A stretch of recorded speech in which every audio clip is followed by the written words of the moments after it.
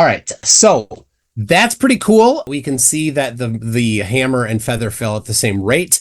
That confirms they did this in. So in the vicinity of the moon is a very low pressure area. So very nice for there.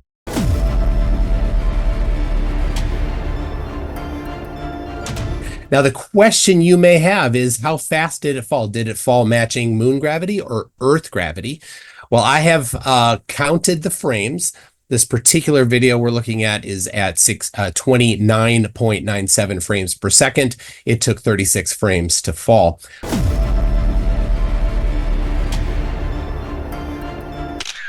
The film is affected by the vacuum of space, as we've established. We've used vacuum chambers. We've had it confirmed by universities, University of Patras, that photographic film is seriously affected by vacuum.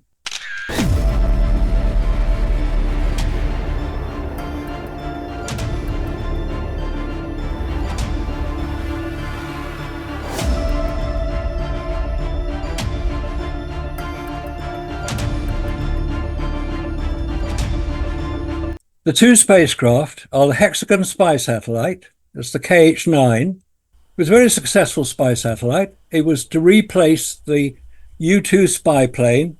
It's the size of a school bus, and it used photographic film. Now, I attended in 2018 a presentation given by the designer of the camera system on the Hexagon spy satellite. And he said that the film from the spools through to the camera into the buckets from which they were dropped to be caught by planes, believe it or not, it's for real, had to be kept under pressure, 1.5 pound per square inch of pressure. The other satellite that used photographic film was the lunar orbiter. The lunar orbiter flew in 1966 to photograph landing sites for the proposed Apollo missions. The film was carried on the spacecraft in a pressurized container. As NASA, it was researched by Massachusetts Institute of Technology, and they said that it had to be pressurized because otherwise the moisture within the film would be removed and the film would become useless.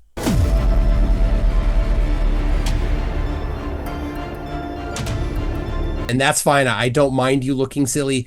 That's kind of what I do. I shine a spotlight on people that are, without getting into a meta like discussion. So, let's try to move into some new territory if we feel like we've hammered this. Personal attacks. Personal attacks are out of order. Stop doing it at once. Cool. Got it. Do not make personal attacks. It is quite unnecessary. Yeah. Hey, if you can't handle math, if you can't handle pressure, it's on you. It totally demeans your position. Stop it at once. Behave yourself. I've read the book you recommended. Thank you for that, by the way. It was very helpful. Whether I follow it to the letter, that's the one. I got my own copy here somewhere. Awesome. Oh, yeah. I bought it. Page 22. I've read it. I've studied it. I thought, this man knows what he's doing. I must be able to match it. Whether I can or not, of course, is completely up to you to decide. I did ask you the question, who was the person who asked me the original question at that meeting? Irrelevant. Yeah, it's irrelevant. Well, you can decide it is irrelevant. I claim that it's necessary to know the answer. You may say it's irrelevant because I happen to have answered your question fairly. Well, then jump ahead to the answer part of it instead of rambling around. Please don't interrupt me when I'm speaking. Let's just, we'll let you explain it is rather rude to do so. And given that we're on Zoom here, it is confusing for our audience when you interrupt. When I stop speaking, then you speak. When you stop speaking, I speak. And Ryan makes sure that we obey the rules. I'm doing my best. And I will say, for context, I don't mean to cut you off myself as well, Marcus. I did put a poll in the live chat, so just to give you guys context of our audience this evening, was the moon landing a hoax? So far, 40% have voted yes, 53% have voted no, and 7% have voted for the troll part of the poll, which is, you believe in the moon? It's interesting you say that 40%, that people are interested in the subject. 40% think that there are questions to be answered. Let's put it that way. And that maybe a majority think the reverse. But that is considerably higher than some of the polls conducted about 20 years ago when it was about 6%. So maybe we're getting a little advanced. We're producing the evidence. We're producing some questions. And that famous quote from the splendid scientist Richard Feynman, he said, "I prefer questions that cannot be answered to answers that cannot be questioned." So this is sped up to the speed that you claimed, Marcus. You claimed that this is how much they had to speed it up. So this would be the speed that it was recorded, according to you, Marcus. This is, I did the math on this. It would have had to be 2.5 times faster. You said it was somehow some special effect to do it. That's fine. But this is how fast it would have had to been done. You see how fast he's moving there? You see how fast this camera's moving?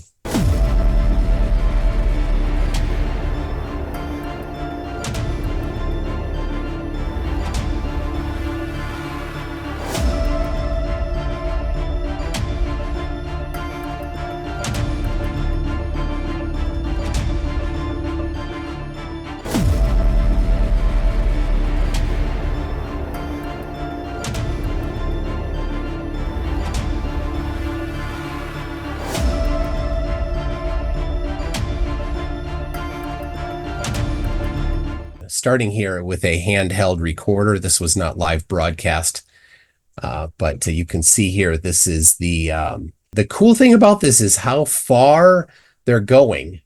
Now, whether this, I know Marcus might attempt to claim that this was a scale model of, and then it was then radio controlled. Of course, he will provide evidence for that, or I will dismiss it.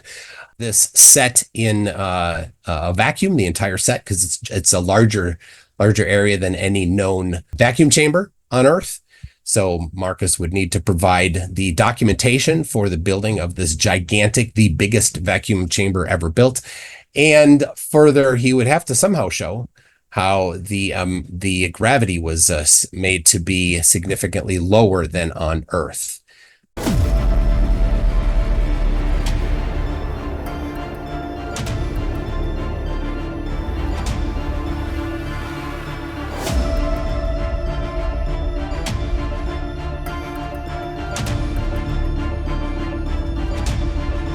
How many photographs were taken on the lunar surface by the named astronauts? Do you know, Mike? Your chance for evidence. Go ahead. I'm asking you, do you know the answer to that question? I'm giving you a chance to present your evidence. Thank you, Mike. I assume from that you don't actually know the answer to how many photographs were taken by the named astronauts on the lunar surface. The answer is 5,771. It's very easy to calculate. Bring forth the evidence. I have. I just produced the evidence of the number of photographs taken on the lunar surface. Oh my gosh. To my knowledge, there are 4 websites which carry every single photograph taken on the lunar surface. You're being stupid now, Mike. Stop it. I'm waiting for you to stop rambling and get to a point. Come on. Chop, chop. It seems that every time I produce some information, let's call it that, and I can't show chapter and verse of where that information comes from, I'm either a liar or I don't know what I'm talking about. That is incorrect. I do know what I'm talking about. I've spent a long time doing this. And if Mike wants to do his Rubik's Cube, then he's perfectly entitled to do it. So I shall carry on. Hello, Mike. You listening? Chop, chop. Thank you. Thank you. We were talking about photographs on the lunar surface, 5,771. Easy to find out that is correct by going on to any of the 4 websites. Lunar Planetary Institute website is the one I prefer because it's very well laid out, and you can look at each one. Now, there's a series of photographs here taken by Neil Armstrong of Buzz Aldrin exiting the lander.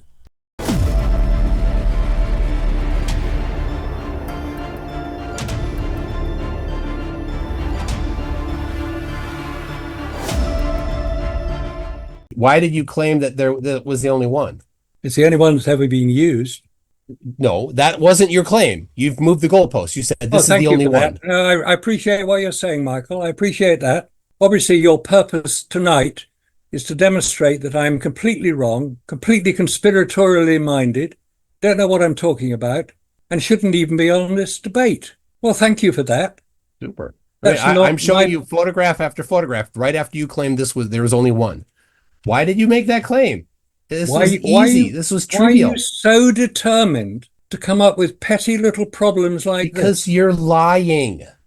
I'm not lying. Don't accuse me of lying, Michael. You did. You just said that that was the only photograph, and I'm Or showing I you will dozens. accuse you of being an important, pompous idiot. Go ahead. I Don't have. care. Okay, sorry about that. Here's a piece of moon rock. Give No, him I'm that not supposed to big have a warning piece of again. moon rock. It's an American government property. How come I've got it? I don't know. You may recall about 25 years ago, the complete filing cabinet containing the 382 kilos of moon rock was stolen from the Johnson Space Center. Somebody walked in with a trolley, picked up the filing cabinet, which contained all the moon rock, put it in the back of his pickup and drove off. He was found, identified, and I think he was imprisoned for theft of government property. But do we know that all moon rock was returned? We don't. Piece of moon rock. How do you know Okay. it's a piece of moon rock? I don't know. Because I say so. Oh, well, do you have a geologist analyze it?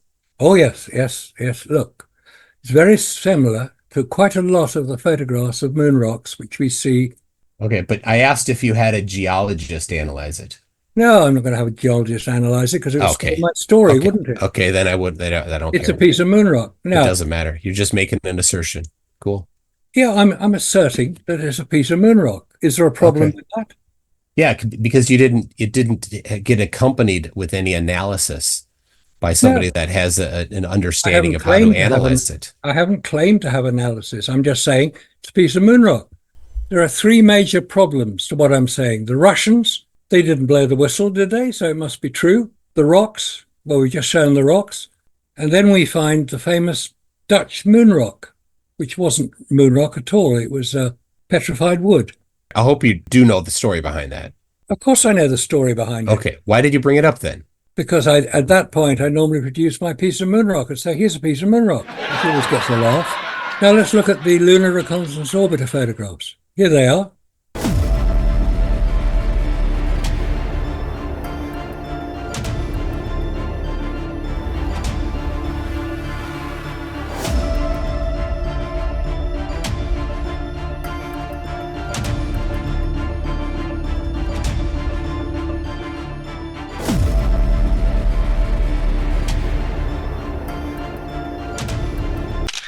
Right, here we go. Apollo 14, command module.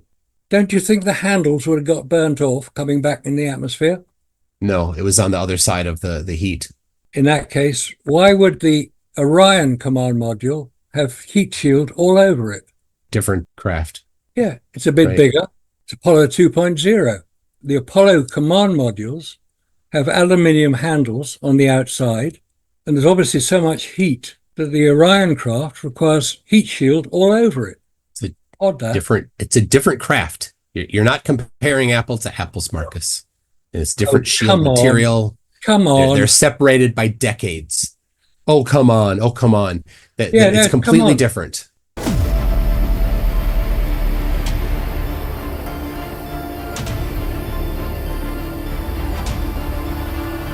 The point I'm making is that we know that that's how the two craft work together, with big bolts between the command module and the service module, which was separated prior to re-entry. And on the Orion craft, they required heat shield to cover the whole craft, which just seems a bit excessive. Okay, Apollo 17 liftoff. Ascent stage. That's the top bit. There it is, jumping up, but there's no exhaust visible.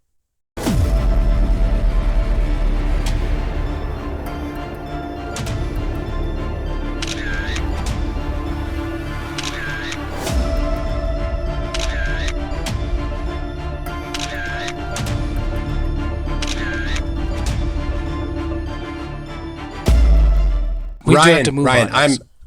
I'm gonna bow out if this is what it's gonna be. Well, I But was if gonna he say, talks for 5 minutes after every damn question, this will not end. I'm not gonna wait. well, I was gonna say, So, if we want to chop. Don't you talk either. Ask the question. Go.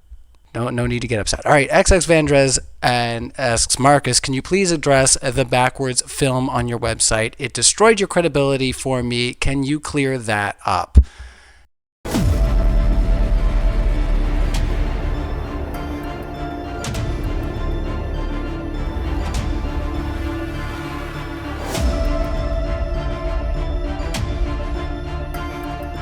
But I do want to get you guys into your closers because I know,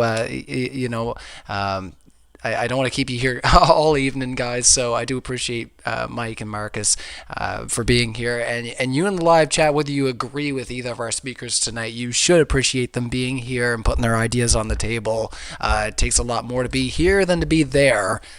So don't be whining too much in the old live chat. Now, you'll appreciate this, Marcus. I always do this UK style. Over to you, Mike. You have 1 minute on the floor. Awesome. Well, thank you, Ryan. Thank you to James, and thank you to Marcus. I was aggressive, so that's how I am sometimes. And I called you out because I think that you did a few things that needed to be called out. But I appreciate you being here, and I appreciate that it's a very inconvenient time for you. So I think I showed that people were on the moon, and they did a live broadcast from it. All right. Any thoughts on the other side?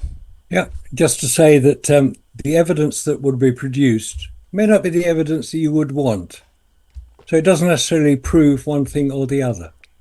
I said about the hammer and feather drop that any halfway decent special effects director could achieve exactly that on the moon or on Earth.